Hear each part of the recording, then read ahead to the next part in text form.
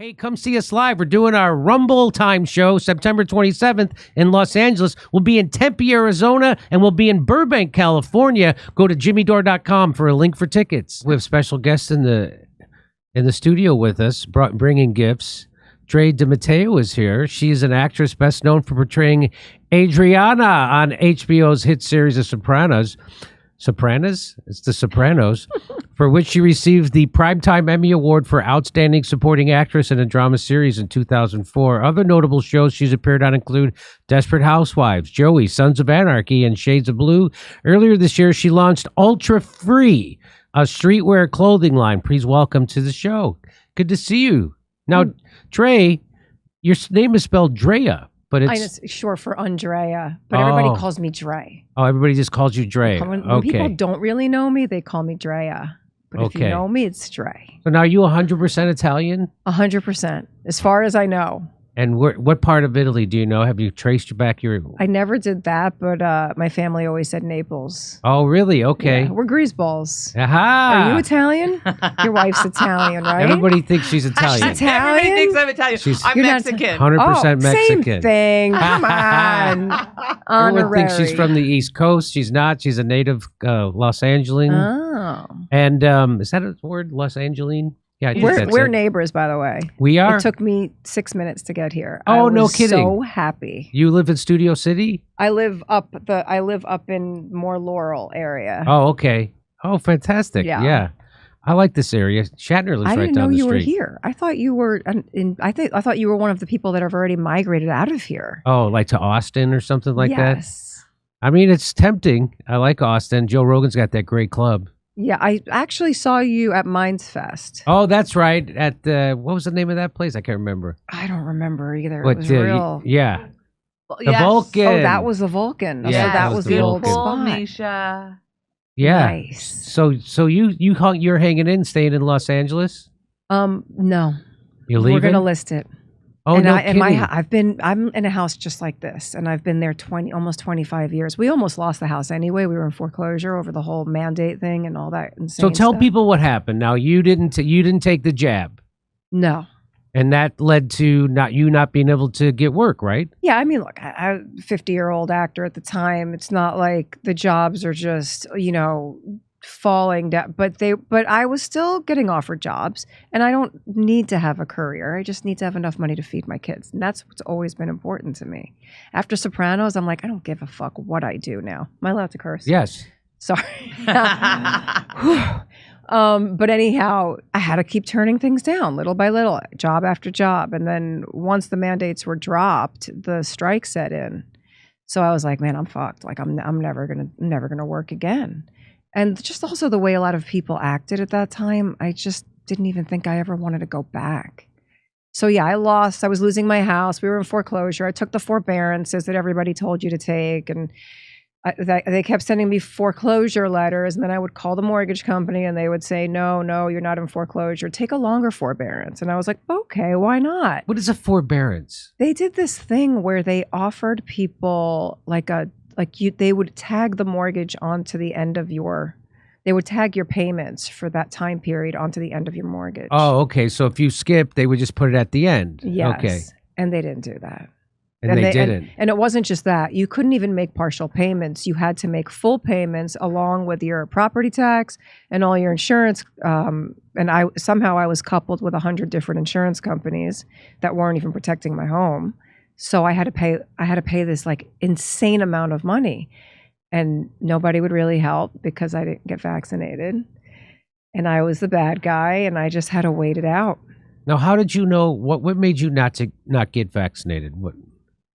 I mean, the first way around it was that I'm a hippie. I don't even take Tylenol. I don't take this. I eat really? plants. I'm that guy. Like I like my vitamins and only the ones that are sourced the way I want them sourced. And all of that sort of stuff. Even though my kids are fully vaccinated, I wasn't an anti-vaxxer. I really don't want to vaccinate my kids, but my ex wanted them vaccinated, and I was like, all right, what could go wrong? Yeah. But with this one, I think I just really had this real witchy. I just kept thinking about 9/11, and I couldn't get it out of my head because even though I was on board with kill Osama bin Laden and like all of this crazy stuff when we first watched those towers go down. I just couldn't help but feel like the call was coming from inside the house. Right. And I don't know.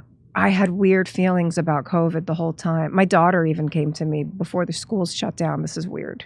Sorry if this is weird. But she was like, Mama, I had a dream that all the teachers were carrying all their boxes out of the schools and taking all their stuff. And I was like, okay, well, that's a weird dream. And then 2 weeks later, it was real. And I was like, holy shit. And I knew there'd be a vaccination to follow it. I just knew it. I knew they were going to throw the problem out there. They were going to offer the solution. I directed a music video back in 2010, my ex-boyfriend's album, The Father of My Kids, called Black Ribbons. Stephen King narrates it. And it's all about the Bush administration. And I was always sort of just anti-government, a non-voter. I thought that it was all bullshit and orchestrated and theater, you know. So when we made that album, and I was like, I want to really direct this video. Can I do this video with you? So we did this one video, and my daughter stars in it. She's one, and it's about mass vaccinations and how the gas mask is the couture in the summer of rage. And FEMA's building mass graves, and you and I, they'll vaccinate. I don't watch Alex Jones, but I heard he uses it on his show. Wow. Yeah, it's freaky, and the album's freaky, and Stephen King narrates it. It's a pirated radio station on the last night before martial law, the last night before the New World Order, and it's just this. He wanted to help write some of it. Shooter wrote most of it, my ex, and then, you know, and it was a crazy experience. I don't know how. I think we just had that Eisenhower speech stuck in our heads. And beware the undue influence of the military-industrial complex, that speech? Yeah. And that was basically, it was the Bush administration. Everybody was frustrated. We were not political. I'm still not political, strangely enough. I feel like it was more about humanity even then, and now we're in the same administration, I feel like. I mean, I didn't know that when I voted for Biden. Sorry, if I voted for Biden. It's the only time I ever voted. Because I had Trump derangement syndrome. But that album is amazing. And I remember sitting in my house, and I posted the video while we were all in lockdown, and it got taken down immediately. And they said it was because we didn't own the rights to the music. So I called Shooter. I go, yo, do you own the rights? You own the rights to this music. You got it back. He goes, of course I own the rights. But it was taken down, I'm sure, for many other reasons. And that was that. But I thought about, what would Stephen King do now? Would he narrate it now? Because it's the same administration. Of course not. Fuck no. No, Stephen King has lost his mind. I know. A lot of them. We lost a lot of them. We lost a lot of good people. The only one who will apologize is Tim Robbins. Oh, was he out there? So Tim Robbins apologized for, you know, and he talked about, I was wrong, and, you know, treated people not correctly, and he owns up to it, and he was outspoken. He was outspoken. So but nobody else, no one, even, you know, especially my comedian friends, they all want to memory hole it, right?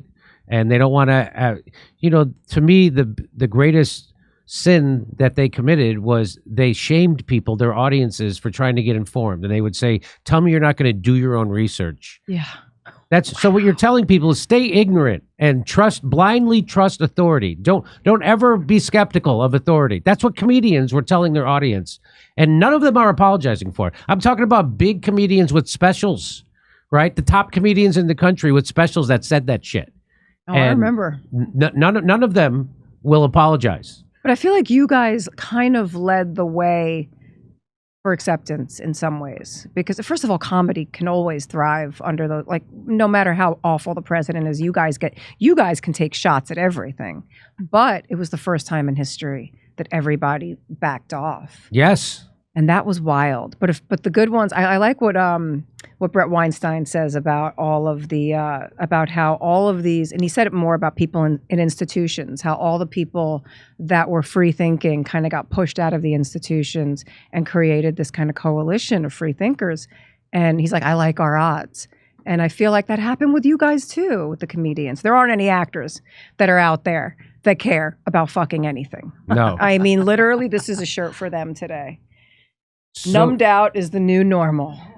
I will never act again as long as they don't put me in the category of an actor speaking about politics, because there's nothing I hated more than watching actors talk about politics. And now musicians too. I used to love it. Now I'm like, Neil Young, wow. There's a guy who used to be an executive producer, a hilarious comedian, great writer on The Simpsons. And he's one of those guys with those bits about, don't be stupid, take the vaccine. He said, he had a bit about, he said, my brother doesn't want to take the vaccine because he doesn't know what's in it. He says he doesn't know how it works. And it's like, he says, you know what? I don't know how my zipper works, but I trust that my dick isn't hanging out when I'm at the Starbucks. Hey, you don't have to trust that your dick is, you just can look. You just go like that. You don't have to trust. That's the dumbest joke I ever heard in my life, and people were tweeting it out. This is genius. No, you're telling people to stay stupid, to don't look into medical. So I don't know if you've ever had a medical problem in your life, but I had a big one. I almost died. And what they tell you always, you have to get a second and third opinion. Of course. You have to get as informed about your situation as you can. And then who makes the decision? You make the decision on which doctor is right. Because doctors always contradict each other. This idea to shut up and just listen to the man on the TV. Yeah. It still gets me worked up to think about it today. It's the mafia. It's Fauci. You have to listen. He's Tony Soprano. Don't fuck around. That's right. That's right. Little tiny Tony Soprano. So did you lose? So when you decided not to take the vaccine, did your agent, your manager find out about it, and how did they react? Eventually the agent dropped me. You know, it was fine. I didn't give a shit, really. I mean, I was about to leave anyway because I knew I wasn't going to act again by choice. It wasn't even, I didn't even care. You know, I was like, I lost everything. What else do I have to lose at this point? As long as you don't take my children, I'm good. Take my house. Take fucking everything. But leave me and my kids and leave their minds alone. That's all I care about. Leave their minds, their lungs, their hearts alone. So yeah, my manager was cool, but it's just been, I just don't feel the same about anything anymore. It was a real, I never felt the same after 9/11. I felt like that was the end of our freedom. I'm sure that started back when JFK was assassinated, but for me as a young girl watching those towers fall right in front of me in New York, I look at that Freedom Tower, they call it, and I always say to the kids, no, because that's the anti-Freedom Tower. Yes. I don't like that building. I don't like looking at it. I was in it recently to go do something at Vanity Fair, and it was a ghost town. There's nothing in the building. Really? It was very weird and ominous and strange feeling to walk through there. I'd never been down to ground zero, but I was down in that. Well, I hope it doesn't catch fire and fall into its own footprint. You know how steel buildings do all the time, right? Of course. I mean, I'm sorry, they never did it before, never did it since. But 3 times it happened in one day. Isn't that amazing? It is out of control. All of it. Everything. And you know something? And as a comedian, I think to myself, you can't even write this shit anymore. It's so unbelievable when I when I was watching the debate, I'm like, what the fuck is going on here? How? But I guess once you see it, you can't unsee it. But I think about all these fellow liberals, because I still consider myself a liberal. Like, I haven't changed. Everything else around me changed. That's exactly right. So if you stayed consistent, they're not going to call you a right winger, right? I'm a Nazi. I'm not just a right winger. Yeah, I'm a Nazi. Right. They want to know where my swastikas are on the merch. Yeah. I'm like, but these are for you guys. So you guys are anti-nukes. You guys are anti-censorship. Where are you right now? They're supposed to be anti-war. The liberals are supposed to be anti-war, anti-Pentagon, anti-censorship, pro-bodily autonomy, pro-choice. They don't ever say that anymore, pro-choice. So they switch. They became authoritarians and fascists. They're all pro-war. They're all for censorship, which is the hallmark of every dictator and every fascist. Yeah. They're for that. They're against bodily autonomy. They wanted to force you to take an experimental medical treatment. I mean, they completely flipped all their values. Yeah. And now they're in bed with Dick Cheney. That's my favorite. As they're pushing a war with Russia, a nuclear power. It took Trump at the debate to bring up, he's got nuclear weapons. What are you guys, crazy? But what is your opinion on Putin endorsing Kamala? I'm curious. Do you think it's mind control or reverse psychology, or do you think he really firmly is standing with that story, or do you think because they were about to do a whole new Russia disinformation thing, so he was kind of helping out? I can't figure it out. Everything is so nebulous. It's obvious to me that Kamala Harris is the chosen and preferred candidate of the deep state, the CIA, the Pentagon, the State Department, the military-industrial complex, and Wall Street, right? She was chosen first in 2019 to be their candidate. I thought it was going to be Newsom for sure. Yeah. No, she's it. They can do imperialism and more wars with, just like with Barack Obama, right? If you're a person of color, especially a woman, oh my God, right? So now if you criticize her, you're a racist and a sexist. But Barack Obama, you know, he was supposed to be a departure from Bush. He wasn't. He took us from 2 wars to 7. He dropped more bombs than George Bush, and nobody noticed. And I said, if you're anti-war, it would be better for a Republican to get elected, because at least Democrats will protest a Republican sometimes when they start a war.